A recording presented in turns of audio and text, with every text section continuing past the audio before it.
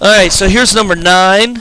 We've got, what we did is Jake read out the problem to me. It's a word problem, and I went ahead and made the equation. If you're unsure how to make an equation, you can look at the previous videos because we've used this word problem before.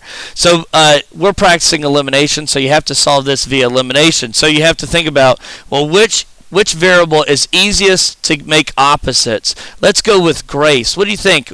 Is it easier to eliminate the y's or the x's? Yes, the y's. So, Anthony, how am I going to eliminate one of these y's?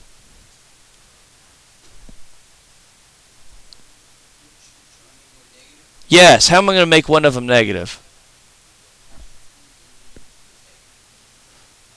Parentheses. Yeah, that's right. So I'm going to put parentheses around one of them, and I'm going to multiply by -1. So negative 1 times y is a negative 1y. That's right, or negative y. And then, what's a negative 1 times a positive 1/4 x? You got it, negative 1 over 4x. What's a negative 1 times a positive 1? Negative 1, that's right. Good, so, now what I'm going to do is bring my first equation down to be with the second one. Y equals negative 2x plus 10. And I'm going to combine these equations. These combine to make 0. Good job, Robin. What is a negative 4x and a negative 2x? This one you might be able to do in your head. What do you do if the signs are the same? That's when you're multiplying, it becomes positive. It's still negative, but do I add them or subtract them? You add them. So what is $2 plus a fourth of a dollar? 2 1/4. That's right. All right.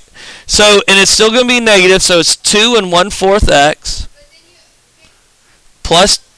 What do I do if my signs are different here, guys? Subtract. So what's 10 minus 1? 9. Positive or negative 9? It is a positive 9 because there's more positives. That's right. And then I want to get x on its own side. So what I'm going to do is I'm going to add 2 1/4 x to this side, and I'm going to add 2 1/4 x to the other side, because that was the opposite of subtracting 2 1/4 x. So now what I'm left with is 2 1/4 x equals 9. Alright, so we're about to have to divide, guys, and it's very difficult for you to divide a mixed number. So someone tell me, what is this mixed number as an improper fraction? Let's go with Jake. It is 9 over 4. And the way that you do that, you have to think back to 6th grade. You multiply 4 times 2, which is 8, and then you add the numerator, which is 1. So that's why we get 9 over 4. So we have 9 over 4x equals 9. Someone tell me, what am I going to do at this point in order to get x by itself? Let's go with Matt. Yes, good job. I'm going to divide both sides by 9 over 4. I'm going to turn this into a fraction and divide by 9 over 4. And you learned in 6th grade, your teacher taught you KCF, keep it, change it, flip it. And whenever I do that, it looks like this. 9 over 1 times 4 over 9. Do y'all remember how to cross simplify? Yeah, because what you learned also in 6th grade is I can divide this numerator by 9 and I get 1, and I can divide the denominator by 9 and get 1. So 1 times 4 is going to equal 4, and 1 times 1 is going to equal 1. So that equals 4. So what this means is x equals 4. So now that I know x equals 4, what am I going to do?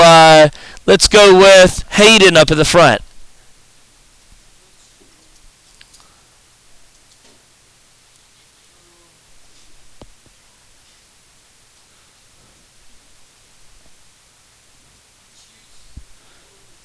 Okay, so yeah, it would be easier to use the equation on the top. I agree with that. Alright, and what am I going to do with this equation? sub what in? Be specific.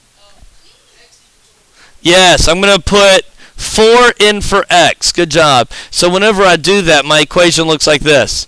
Y equals negative 2 times, it's going to be times 4.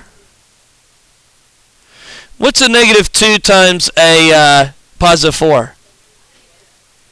Negative 8. Good job. Plus 10. What is a negative 8 and a positive 10? A positive 2. That's right. So that means whenever I write my answer in coordinate pair format, x equals 4, y equals 2. There's my answer.